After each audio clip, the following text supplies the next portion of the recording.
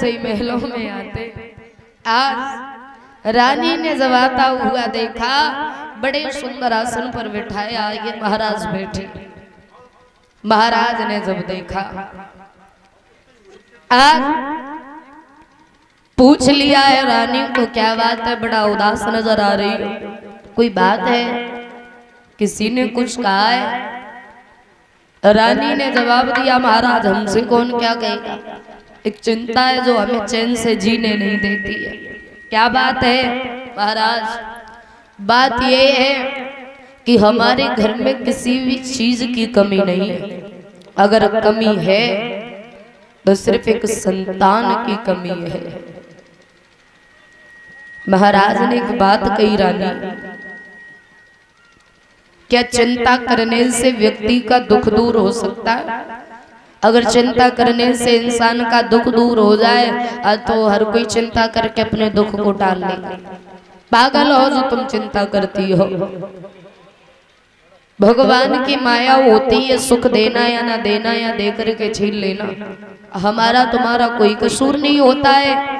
रानी रोने लगी और रो के एक बात कहती, महाराज क्या करें, सबसे बड़ा दुख ये होता है कि घर में हर एक चीज हो पर उस घर में एक संतान ना हो, सबसे बड़ा दुख। और बोली है दुखिया कि भरी गोया खिन में नीर बंधे में धीर रोई गई, अरे बिन संतान के घर में सैया हुई।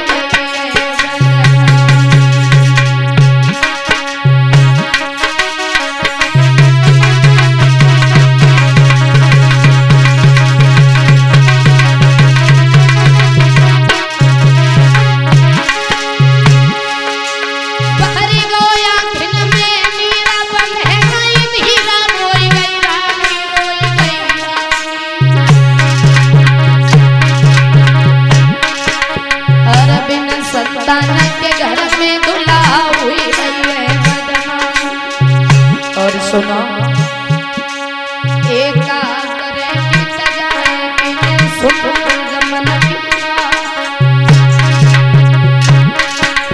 और इतनी कई के रोने लगी।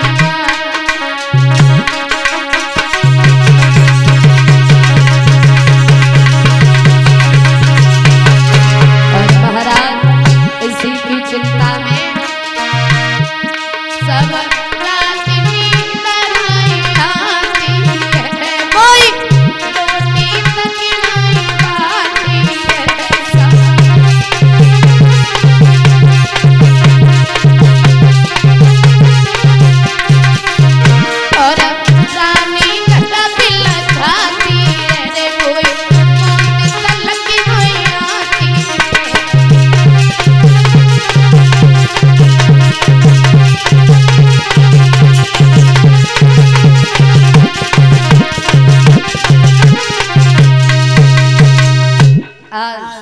रो करके मैया ने जवाब दिया है, क्या बताए महाराज, सबसे बड़ा दुख संतान न होने का होता है।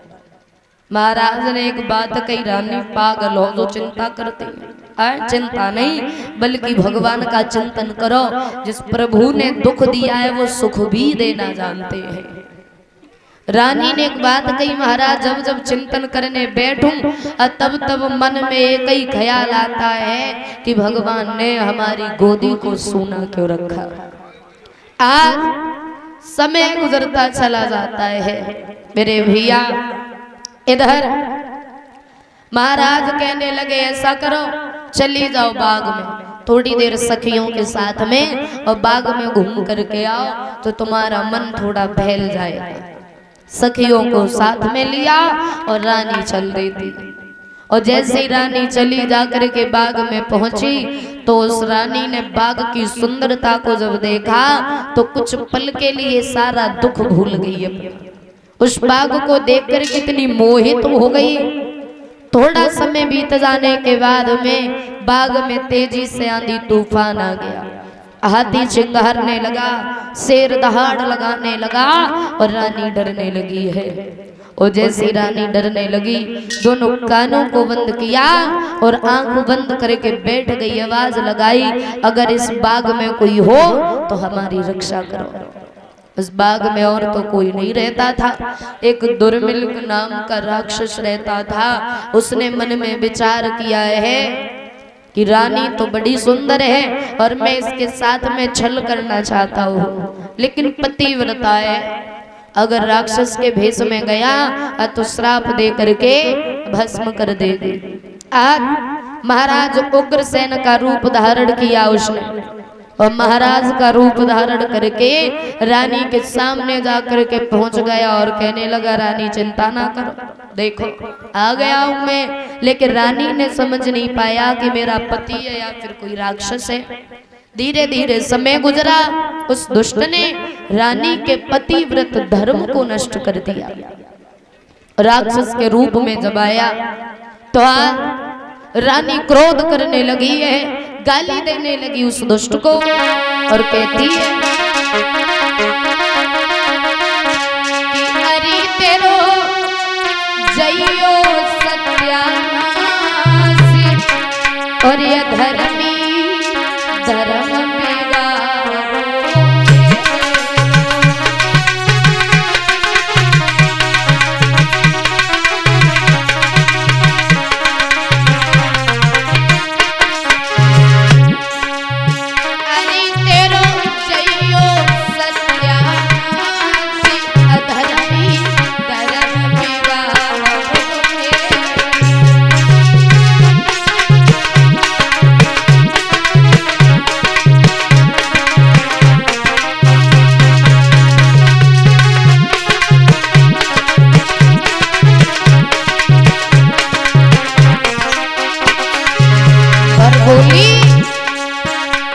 जो जान में पहले लेती तेरा भस्म कर देती।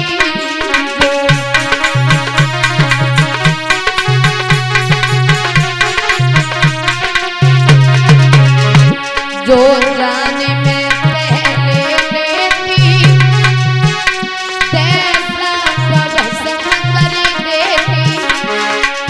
अब तुमने कर डालो बर्बाद रे पापी धर्म मेरा।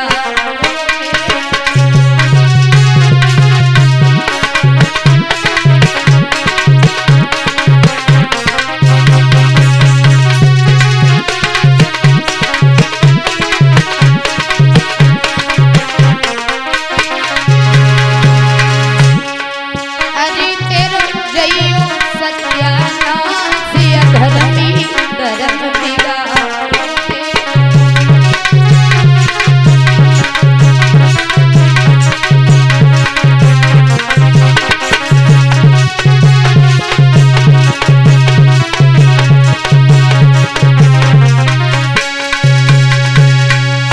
मेरे